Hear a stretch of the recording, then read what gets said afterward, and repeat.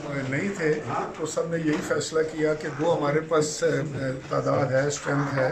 बिस्मिल्लाहिर्रहमानिर्रहीम। अस्सलाम वालेकुम नाज़रीन, मैं फ़रूक भट्टी अपनी डिजिटल मीडिया चैनल पर आप सबको खुशामदीद कहूँगा। नाज़रीन, पार्लियामेंट हाउस में मौजूद हूँ और पार्लियामेंट में गुज़श्ता दिन से बड़ी अहम डेवलपमेंट जारी हैं। आज पार्लिमानी कमेटी का खसूसी इजलास था जिसका तहरीक इंसाफ ने बाइकाट किया। तहरीक इंसाफ ने क्यों बाइकाट किया वो भी आपके सामने रखेंगे और 8:30 बजे तक जो ये इजलास था ये मुअख्खर किया गया है और तहरीक इंसाफ को मनाने के लिए एक कमेटी तश्कील दे दी गई है। आज़म नज़ीर तारड़ साहब ने बड़ी अहम गुफ्तगू की। जब इजलास 15 मिनट का इजलास था वो ख़त्म हुआ, उसके बाद राजा परवेज़ अशरफ साहब से हमने बड़े अहम सवाल किए, फ़ारूक एच नैक साहब से हमने बड़े अहम सवाल किया, वो भी आपके सामने रखेंगे। बल्कि उसकी वीडियो जो है मैं इस पर रखूँगा, वो आप ज़रूर देखिएगा कि वो तहरीक इंसाफ को अब मनाने की क्यों बारहा कोशिश कर रहे हैं। आज़म नज़ीर तारड़ साहब ने कहा है कि हम जमहूरी लोग हैं और जमहूरी जो लोग हैं वो रातों रात वारदातें नहीं डालते, वो दिन दिहाड़े सारी काम करते हैं और जो एक बड़ी 1973 के आइन का जो एक ढांचा है उसमें आइनी माहिरीन के मुताबिक जो है वो बहुत सारी तब्दीलियाँ की गई हैं और ये तब्दीलियाँ गुज़श्ता 2 महीने से जारी हैं, लेकिन इन पर अमल दरामद जो हो वो 2 से 3 दिन में हुआ।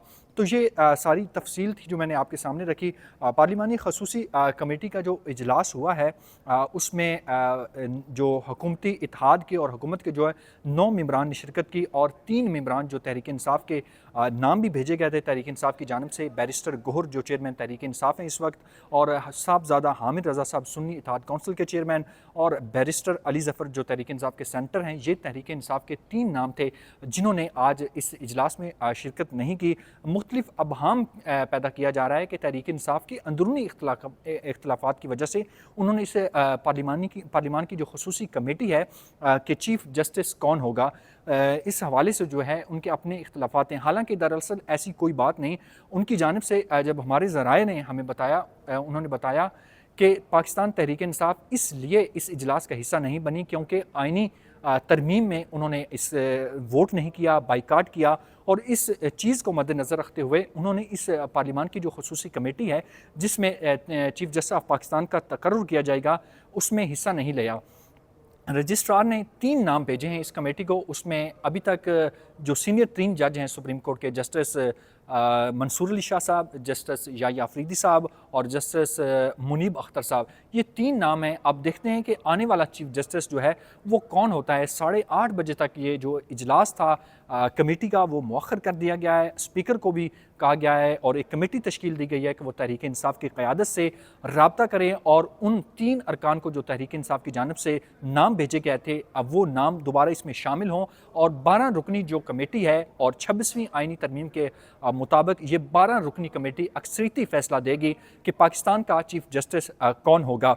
अब आने वाले कल या 8:30 बजे तक मुमकिन ये फ़ैसला है कि चीफ जस्टिस ऑफ पाकिस्तान का जो है वो फ़ैसला कर दिया जाएगा। अब अगला चीफ जस्टिस कौन होता है, अब कुछ लोग कह रहे हैं, हुकूमती कह रहे हैं कि जस्टिस याया अफरीदी साहब होंगे, और तहरीक इंसाफ इस पर बड़ी है कि सीनियरिटी की बुनियाद पर जस्टिस मंसूर अली शाह साहब को ही चीफ जस्टिस बनना पड़ेगा।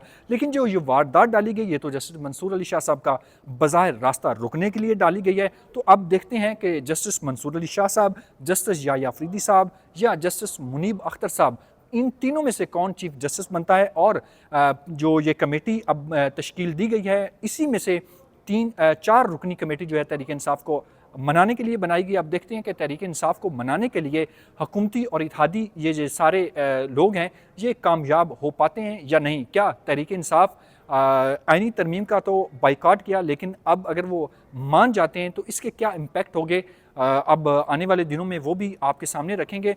और आज़म नज़ीर तारड़ साहब ने, फ़ारूक एच नैक साहब ने, राजा परवेज़ अशरफ साहब ने इजलास ख़त्म होने के बाद क्या गुफ्तगू की वो सुनिए।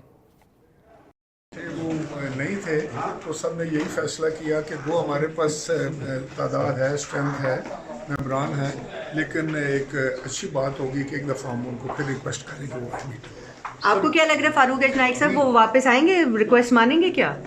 हम उम्मीद करते हैं कि वो आएंगे। जमहूरियत तो यही है, पार्टिसिपेट करें मीटिंग के अंदर। उनको इख्तलाफ है, इख्तलाफ राय है, वो आके मीटिंग के अंदर क्या कहते हैं बताएं और रीजंस बताएं।